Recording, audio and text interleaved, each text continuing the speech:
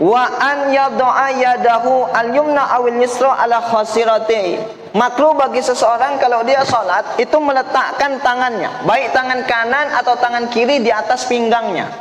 Mau dua-dua diletak atau salah satu yang kanan atau kiri, makruh meletakkan tangan di atas pinggang.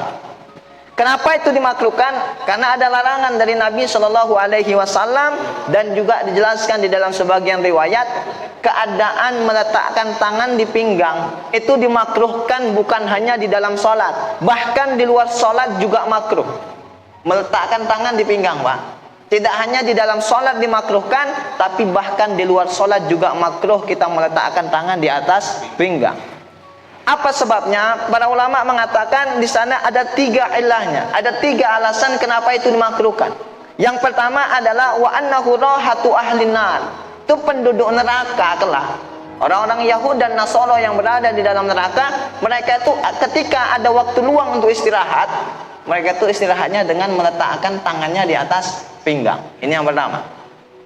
Alasan yang kedua dimakruhkan, wa annahu halatul mutakabbirin. Itu adalah tanda yang menunjukkan keadaan orang sombong. Orang sombong itu apa? Mudah meletakkan tangan di atas pinggang. Hanya orang mandor-mandor sering itu. Enggak ada mandor sini kan? Enggak ada.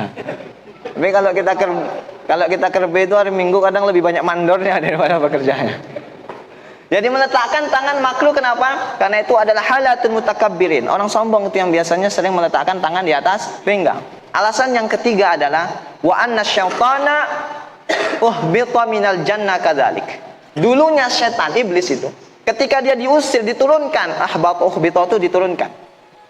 Ketika dia diturunkan dari surga, itu dia turun dalam keadaan meletakkan tangannya di atas pinggang. Kenapa? Karena dia apa? Termasuk orang yang sombong. Jadi ketika dia turun, dia menentang, dia mengancam bakal menggoda, menjerumuskan anak Adam.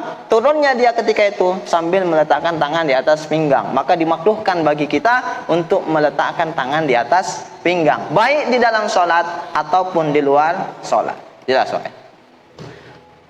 Selanjutnya hal yang dimakruhkan di dalam sholat berikutnya adalah wa an yahfadha ra'sahu aw yarfa'ahu an dhahrihi fi ruku'ihi. Apa itu? Menundukkan kepala atau mengangkat kepala dalam keadaan ruku. Itu lagi ruku. Kan kita pernah bahas di pembahasan bab yang disunahkan ketika sholat. Kita pernah bahas bahwa sunnahnya kita ketika ruku itu harus seperti apa? Sekiranya diletakkan papan di atas pundak kita, itu papan lurus dia. Ya kan? Itu sunnahnya. Nah, kalau ada orang ruku, kepalanya ditundukkan sama dia, diturunkan, makruh hukumnya. Atau diangkat, dia ruku begini, tapi kepalanya diangkat, dangak bahasa kita. Itu juga makruh. Maka ketika sholat, usahakan untuk rata. Dari mulai kepala kita, kemudian belakangnya apa namanya? Punuk ya. Kalau di lembu namanya punuk, orang punuk juga namanya. Terus ke punggungnya itu dia rata, itu yang disunahkan. Nah, ketika kepalanya tunduk atau kepalanya diangkat, itu hukumnya makruh.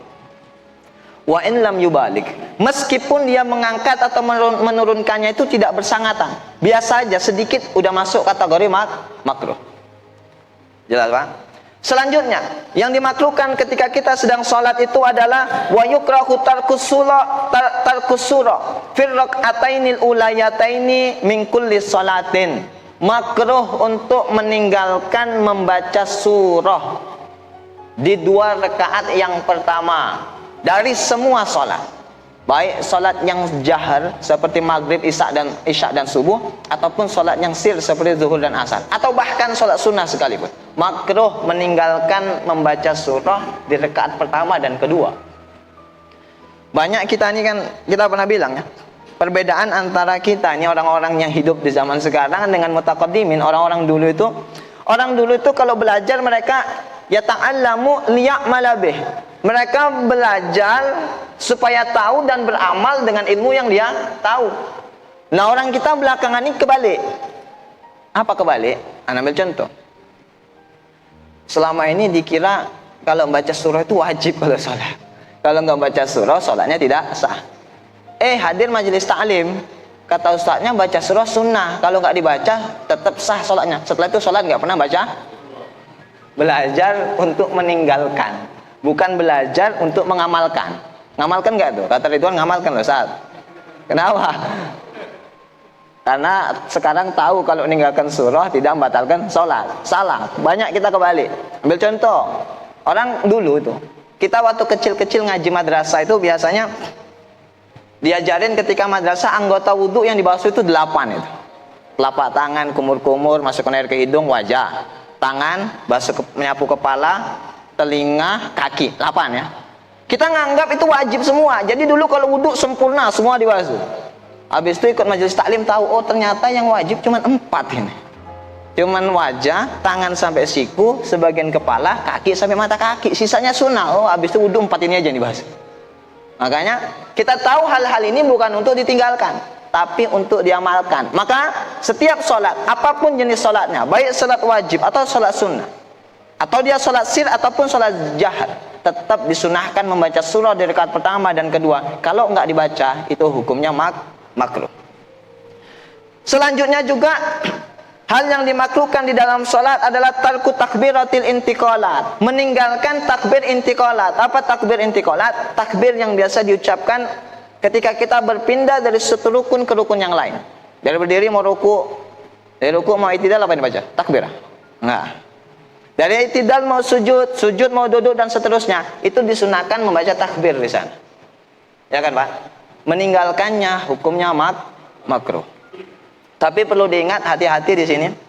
Dalam membaca takbiratul intiqalat, di sana ada pembahasan di kalangan para fuqaha bahwa ketika kita mau takbir intiqalat, itu di sana disyaratkan harus ada niat untuk mendatangkan zikir. Pendapat mu'tamad dalam mazhab Syafi'i, setiap mau takbir intiqalat harus ada niat untuk berzikir. Kalau nggak ada niat, batal sholatnya. Wah, berat ini. Selama ini kita nggak ada niat-niat, main takbir aja. Pendapat kedua, itu pendapatnya Imam Khatib Syarbini. Kata Imam Khatib Syarbini, cukup niatnya itu di takbir intiqal yang pertama aja. Ketika mau ruku itu wajib niat. Habis itu selanjutnya udah nggak wajib niat lagi, karena niatnya sudah masuk di niat yang pertama. Sering lupa juga. Yang pertama juga nggak ada niat zikir kalau mau takbir. Ada pendapat yang ketiga. Apa pendapat yang ketiga? Untuk orang awam, meskipun dia tidak niat, udah ibadahnya, sholatnya tetap sah. Nah sekarang kita udah belajar, maka harus beda dong kualitas ibadah orang yang sudah belajar dengan yang belum belajar. Ambil pendapat yang mu'tamad, pendapat paling kuat. Setiap mau takbiratul intiqalat, di sana kita sebelum takbir niat mau mendatangkan zikir. Jelas Pak. Tapi kalau berat lah, susah juga ingat-ingat ini. Kadang kita sholat aja ingat, aduh tadi belum bayar di kedai ini, lupa. Aduh tadi masak belum diangkat itu, nanti gosong. Apalagi untuk ingat zikir, takbir dengan niat zikir. Maka ada pendapat kedua dan ketiga yang bisa menanggulangi daripada amal perbuatan kita di dalam masalah takbir intiqalat. Begitu juga dimakruhkan kata Imam Bakshin kalau kita sholat meninggalkan zikir-zikir yang warid di dalam setiap gerakan sholat. Seperti zikir ketika ruku' membaca tasbih di sana. Makruh kalau kita nggak baca tasbih. Kalau nggak baca tasbih itu makruh. Sama sekali nggak baca. Berbeda kalau dia nggak bacanya 3 kali. Dia baca sekali aja, dia nggak afdol, khilaful aula, tapi dia tidak kena perbuatan makruh. Kan sunnahnya itu berapa kali Pak? Afdolnya itu kalau orang sholat sendiri itu 11. Tapi kalau dia imam jangan lebih dari 3. Justru makruh kalau imam mendatangkan zikir-zikir sujud dan ruku' lebih dari 3 kali, hukumnya makruh. Jelas Pak ya? Hukumnya makruh. Imam nggak usah lama-lama. Apalagi kalau sholat dia jadi imam di masjid yang terbuka untuk umum, itu tidak dituntut untuk lama-lama jadi imam. Kenapa? Karena halatul ma'mum itu yakhtalifun. Berbeda, setiap makmum ini setiap orang punya kegiatan masing-masing. Ada orang yang mungkin bisa lama santai rehat, ada yang orang sedang buru-buru dikejar dengan kerjaan dan semisalnya. Maka jangan berlama-lama kalau jadi imam. Selanjutnya juga makruh meninggalkan bacaan di sujud, duduk antara 2 sujud. Semua bacaan yang disunahkan di sana kalau ditinggalkan hukumnya makruh. Selanjutnya yang dimakruhkan itu adalah al-istinadu ila ma yaskutu bisukutihi. Bersandar terhadap sesuatu. Ini sholat nih dia. Berdiri kan? Dia bersandar terhadap sesuatu yang sekiranya sesuatu itu tadi dipindahkan atau diangkat, dia jatuh. Makruh. tapi sholat tetap sah. Maka kalau ada orang nanya, apa hukum sholat sambil bersandar? Sah sholatnya, tapi makruh. Apalagi yang sholat di pesantren dulu ya, kalau terawih ya, semua rebutan di pinggir, pojok kanan, pojok kiri. Kenapa? Lama pun tadi saya baca surahnya. Sandar lah santri. Terus sekiranya tembok nggak ada, jatuh nggak? Jatuh, makruh dia sholat. Tapi kalau nyandarnya dikit doang, sekiranya tembok nggak ada, dia nggak jatuh, hukumnya tidak makruh. Jadi dobit ukurannya bersandar itu makruh sekiranya tempat yang kita jadikan alat bersandar itu nggak ada, jatuh nggak kita itu? Jatuh, maka hukum bersandar tadi adalah makruh. Tapi bersandar ini makruh kalau seandainya kita nggak bisa mengangkat kedua kaki kita. Kalau sampai kita bersandar, sampai sekira kedua kaki kita angkat pun kita nggak jatuh, sholat kita batal. Jelas Pak? Berarti apa itu? Bersandarnya ini parah benar ini. Banyak banget dia nyandar ini. Sekiranya kakinya diangkat pun bisa dia nggak jatuh, sholatnya batal. Maka batasannya makruh itu tadi kapan? Sekiranya dia tidak bisa mengangkat kedua kakinya, pasti jatuh kalau diangkat. Dan juga sekiranya sandaran tadi dia hilangkan, dia bisa jatuh. Itu dia dimakruhkan ketika sholat. Adapun kalau dia bersandar, sekiranya sandarannya diambil itu nggak jatuh posisinya, belum masuk kepada hukum makruh.